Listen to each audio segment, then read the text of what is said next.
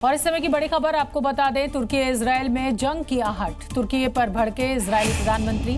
Syria में तुर्की पर Israel सख्त। तुर्की की सैन्य मौजूदगी बर्दाश्त नहीं है, नेतन्याहू का कहना है।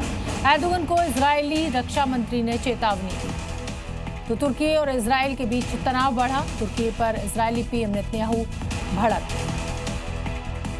आंध्र प्रदेश के विशाखापट्टनम में एक ऐसा मामला सामने आया जिसे देखकर आपकी भी आंखें भर आएंगी, क्योंकि एक महिला टीचर ने पहले बच्चे को डांटा, फिर चांटा मारा और इसके बाद बच्चा मैडम के ऊपर ही बेसुध होकर गिर पड़ा और उसकी मौत हो गई।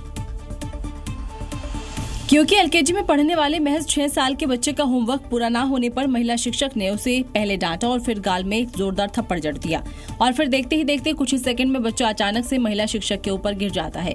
महिला शिक्षक कुछ समझ पाती उससे पहले उसे संभालने की कोशिश करती, लेकिन बच्चा अपने पैरों पर खड़ा नहीं हो पाता। जिस तरह से बच्चे की मौत हुई वो न सिर्फ हैरान करती है बल्कि परिजनों को भी परेशान करती है, क्योंकि लिटिल गार्डन स्कूल में लगे सीसीटीवी में दिख रहा है कि महिला टीचर बच्चे के कपड़े पकड़कर झकझोरती है, जबकि बच्चा हाथ हिलाकर महिला टीचर को रुकने के लिए बोलता है।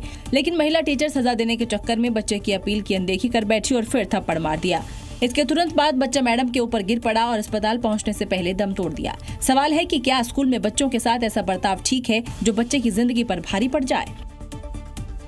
दिल्ली के आईजीआई एयरपोर्ट के टर्मिनल 1 पर कस्टम विभाग ने सोने की तस्करी का खुलासा किया, क्योंकि एक व्यक्ति से सीमा शुल्क विभाग को तलाशी के दौरान 523 ग्राम सोना और हजारों डॉलर्स मिले। सोने की कीमत करीब 82 लाख रुपए बताई जा रही है। इन दो तस्वीरों में देखिए जिसमें कुकवेयर सेट के ढक्कन के ऊपर लगे काले रंग पार्ट्स को खोला जा रहा है, जिनके अंदर से 24 कैरेट सोने के 15 टुकड़े मिले, जिनको आप इलेक्ट्रिक तराजू में देख सकते हैं, जिनका वजन 523 ग्राम दिखाई दे रहा है। दरअसल ये कामयाबी तब मिली जब दिल्ली के आईजीआई एयरपोर्ट के टर्मिनल 1 पर कस्टम विभाग को एक यात्री की एक्सरे जांच में संदिग्ध वस्तु दिखाई थी, जिसको रोकने के बाद कस्टम विभाग को यात्री के पास से कुकर सेट मिला, जिसकी जांच करने के बाद कुकर सेट के ढक्कन के ऊपर के हिस्से में सोने को छिपाया गया था। क्योंकि कुकर सेट के ढक्कन को पकड़ने वाले हिस्से को जब कस्टम विभाग के अधिकारी ने खोला तो बड़ी कामयाबी हाथ लगी। वहीं दूसरी तस्वीर में कैस्ट्रोल एक डब्बे में दिखाई दे रहा है, जिसके ढक्कन को अधिकारी कैमरे के सामने खोलता है, जिसके अंदर से 15,500 अमेरिकी डॉलर निकलते हैं, जिसको कैस्ट्रोल के ढक्कन में सलीके से छिपाया गया था। लगता है पाकिस्तान को हर बार मुंह की खाने की आदत पड़ गई है और इसीलिए वो बार बार नापाक हरकतें करता है और फिर भारत उसका उसी की भाषा में जवाब देता है। आतंकवादियों के खिलाफ ऑपरेशन सिंदूर चलाकर आतंकी अड्डे नेस्तनाबूद करता है, तो अब दिल्ली में पाकिस्तान उच्चायोग के बाहर बुलडोजर चला है।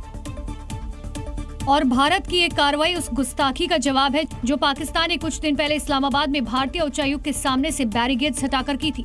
लेकिन शहबाज और मुनीर शायद भूल गए थे, ये नया भारत है, जैसे को तैसा जवाब देना जानता है, जिसका एक बार फिर से नमूना सामने आ गया। देखिए कैसे दिल्ली स्थित पाकिस्तान उच्चायुक्त के बाहर तकरीबन 100 मीटर के दायरे में किए गए अवैध निर्माण को ढहा दिया गया। अवैध तरीके से लगाए गए शेड अब जमीन पर पड़ा है।